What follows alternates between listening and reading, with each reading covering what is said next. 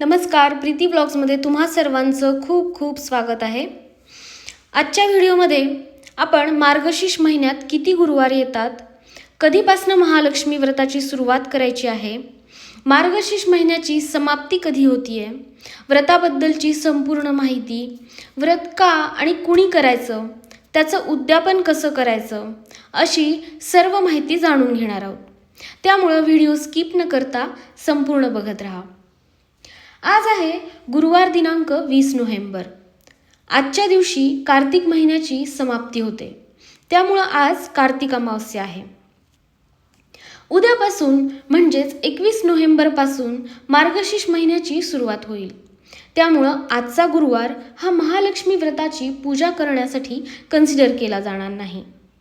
त्यामुळे मार्गशीर्ष महिन्याचा पहिला गुरुवार ज्या दिवशी आपण महालक्ष्मी व्रताची सुरुवात करू शकतो तो पुढच्या आठवड्यातला असणार आहे, म्हणजेच 27 नोव्हेंबरचा। यावर्षी मार्गशीर्ष महिन्यामध्ये 4 गुरुवार आलेले आहेत।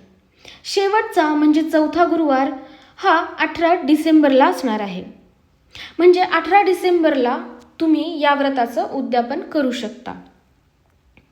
आता सगळ्यात पहिल्यांदा हे व्रत का करावं, हे व्रत केल्यामुळे काय काय लाभ होतील ते आपण बघूया। कारण बऱ्याच जणांना कुठलंही व्रत करताना आधी त्याचा लाभ काय होईल हे जाणून घेण्यामध्ये जास्ती इंटरेस्ट असतो। त्यामुळे हे व्रत केल्यामुळे काय काय लाभ होतील हे आपण आधी बघूया। तर हे व्रत केल्यामुळे सुख, शांती, समाधान, संपत्ती तर मिळतेच, शिवाय श्री महालक्ष्मीची कृपा सुद्धा व्रत करणाऱ्यांवर होत असते। आता या व्रताचे नियम काय आहेत आणि कुणी हे व्रत करावं, तर हे व्रत स्त्री आणि पुरुष दोघांनाही करता येतं। हो, हे व्रत जेवढं स्त्रियांना करता येतं तेवढंच पुरुषांना सुद्धा करता येतं। आता हे व्रत करत असताना नियम सुद्धा दोघांसाठी सारखेच आहेत। नियम एकच आहे हा व्रत करत असताना, की शरीर आणि मन पवित्र असलं पाहिजे।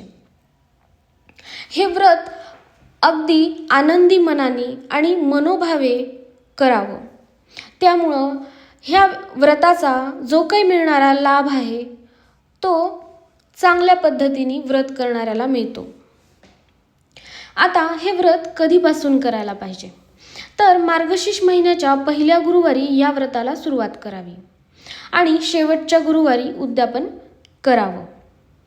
महालक्ष्मी व्रत कसं करायचं, तर गुरुवारी आपली दररोजची देवाची पूजा झाली की त्यासोबत महालक्ष्मीचा फोटो ठेवून व्यवस्थित पूजेची मांडणी करावी। पूजेची मांडणी कशी करावी हे आपण येणाऱ्या नेक्स्ट व्हिडिओमध्ये नक्की बघूया।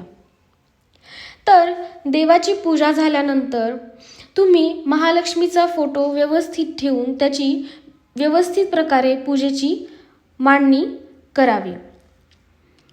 त्यानंतर आपल्या कुलदेवतेला स्मरून श्री महालक्ष्मी व्रताची कथा वाचावी आणि लक्ष्मीचं महात्म्य सुद्धा वाचावं। जी व्यक्ती या दिवशी व्रत करणार आहे त्या व्यक्तीने दिवसभर उपवास मात्र नक्की करावा। दूध, फळं या दिवशी चालेल, म्हणजे फलाहार या दिवशी चालेल। तर आता आपण बघूया की उद्यापन कसं करायचं। या व्रताचं उद्यापन करत असताना आपल्या घरी सुवासिनींना किंवा कुमारिकांना आमंत्रण देऊन त्यांना पाटावर बसवून हळदी कुंकू लावावं। पूजा आणि आरती झाल्यानंतर प्रसाद म्हणून त्यांना फळ आणि महालक्ष्मी महात्म्य या पोथीची एक एक प्रत प्रत्येकीला द्यावी आणि नमस्कार करावा। हेच या व्रताचं उद्यापन समजावं। तर अशा प्रकारे मार्गशीर्ष महिन्यातल्या पहिल्या गुरुवारी हे व्रत करावं आणि शेवटच्या गुरुवारी त्याचं उद्यापन करावं। ओम नमः शिवाय।